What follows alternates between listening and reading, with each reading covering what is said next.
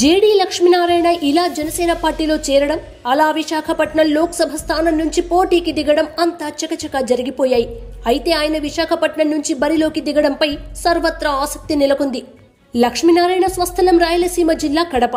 IPS కి select అయి మహారాష్ట్ర క్యాడర్లో వివిధ హోదాల్లో ఆయన పనిచేశారు. ఆ తర్వాత సిబిఐ జేడీగా ఉమ్మడి ఆంధ్రప్రదేశ్లో వైఎస్ జగన్ అక్రమ ఆస్తులు, గాలి జనార్దన్ రెడ్డికి సంబంధించిన ఓబుళాపురం మైనింగ్, సత్యం రామలింగరాజు కేసులను దర్యాప్తు చేసి నిందితులను చెంచల్గూడ జైలుకి పంపారు. దాంతో దేశవ్యాప్తంగా లక్ష్మీనారాయణ పేరు మారుమోగింది. ఆ తర్వాత ఆయన మళ్లీ మహారాష్ట్ర శాంతి భద్రతల ఏడీజీగా ఉంటూ వీఆర్ఎస్ తీసుకుని ఏపీ వచ్చారు.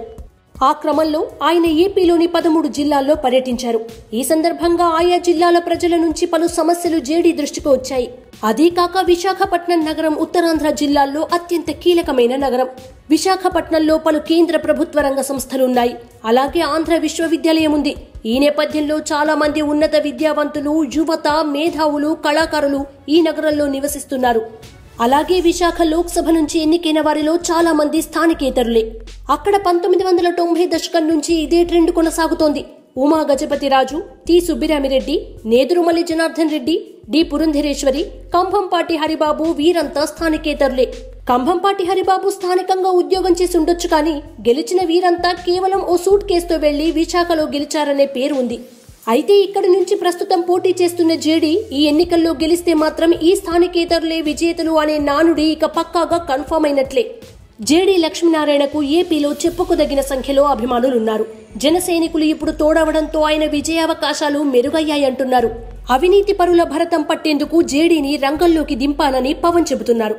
పవన్ జేడీ జోడీ వైఎస్ఆర్సీపీలో గుబులు పుట్టిస్తోంది. జేడీపై ఆరోపణలతో బురద జల్లేందుకు ప్రయత్నించి ఫ్యాన్ పార్టీ భంగపడింది. నిజాయితీకి మారుపేరుగా నిలిచిన పవన్ జేడీల కలయికను ప్రజలంతా హర్షిస్తున్నారు.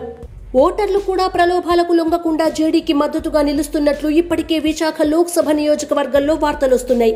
విశాఖ పార్లమెంటు స్థానాన్ని జనసేన తన ఖాతాలో వేసుకోవడం ఖాయమని రాజకీయ పరిశీలకులు అంచనా వేస్తున్నారు. అలా జరిగితే పవన్ వ్యూహం ఫలించినట్లే.